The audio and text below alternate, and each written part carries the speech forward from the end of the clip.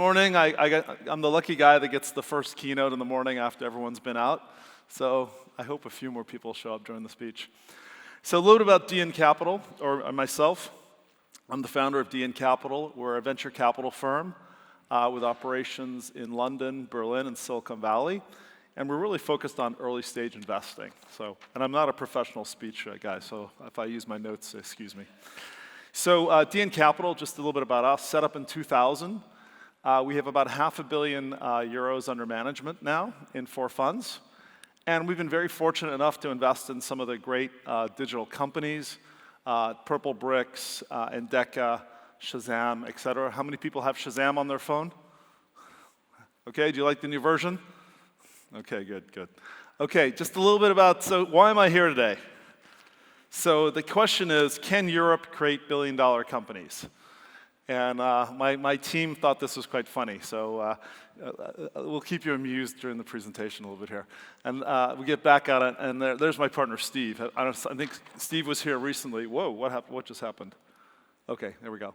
So anyway, at DN Capital, we've been very lucky to have actually invested in 4 companies that have been valued at over $1 billion. The first one is a company called Endeca, which we invested in. It was our second investment ever, and is an enterprise search company, which we sold to Oracle in 2011 for $1.1 billion. The second one is a company, Shazam, which we just talked about. We invested in Shazam in 2004 at $1 million valuation. The last round of financing at Shazam was $1.1 billion, and the company's doing extremely well. Purplebricks is a company in the UK. Does anyone know what Purplebricks does? Okay, well, you could probably start a competitor in Poland then, because it's a very interesting business model. What they do is basically it's a virtual real estate agent, so you can sell your property to yourself without actually having to pay for a broker.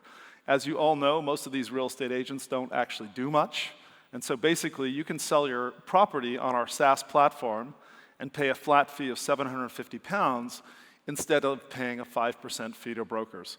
This is probably the most successful company in the UK. We invested at a $7 million valuation in 2013. It is now worth $1.3 billion 3 years later.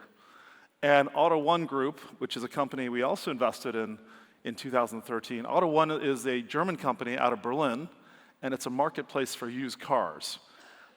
We invested at a $20 million valuation in 2013, and last month the company just raised money at $2.8 billion. And it's the largest marketplace for used cars in the world today. So just looking across Europe, as you can see, there's 47 unicorns across Europe with an average valuation of $2.8 billion. These companies have generated a return of 55x for their investors, and also, more importantly, which is for a lot of people in the room, they've also created an immense amount of jobs. The startup community, as you notice throughout Europe, is getting a lot of support for government, and that's not just because it's fun, it's because actually what we're doing is actually the bloodline of all these economies. If you look at the US economy, about 25 to 35% of it, in terms of growth of jobs, comes from venture-backed companies. So it's not just about money in people's pockets, it's also about jobs and boosting the economies. So what does it take to make one of these companies? Well, it takes 3 things: a great idea, a great team, and access to capital. So for the entrepreneurs in the room, it's just as easy to do another food delivery company as it is to create something big. But if you really want to have an impact, I really suggest you go big or go home. Lastly, the team. This is the PayPal original team. Probably one of the best teams ever in our ecosystem. Half the guys here have then gone on to create great companies such as LinkedIn, YouTube, et cetera. And I think that we're starting to see in Europe this sort of repeat entrepreneur ecosystem, especially in Berlin, which I think is actually the most clear example. Take Rocket Internet, where so many companies, actually that I mentioned even on the other page, have come out of Rocket Internet. And this is something that Europe needs to work on.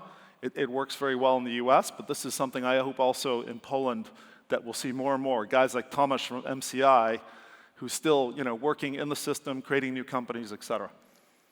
And lastly, you have to have access to capital.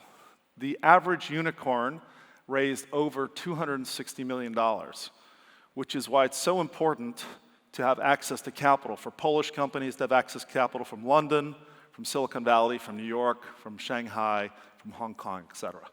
So as you can see here, this is the average amounts of money that these companies require to get to where they want to be. And lastly, so all babies are beautiful when they're young, and some of them grow up to be Ivankas, and some of them don't. So as an entrepreneur, the odds are stacked up against you. However, a lot of times you might not get it right the first time, but keep trying, and then sometimes on the second, take Nicholas Zenstrom. Nicholas' first 2 companies didn't do that well, but then he did Skype, and now he's done Atomico, and probably one of the most successful entrepreneurs in Europe. So that's it. Any questions for me? Okay, good. Thank you.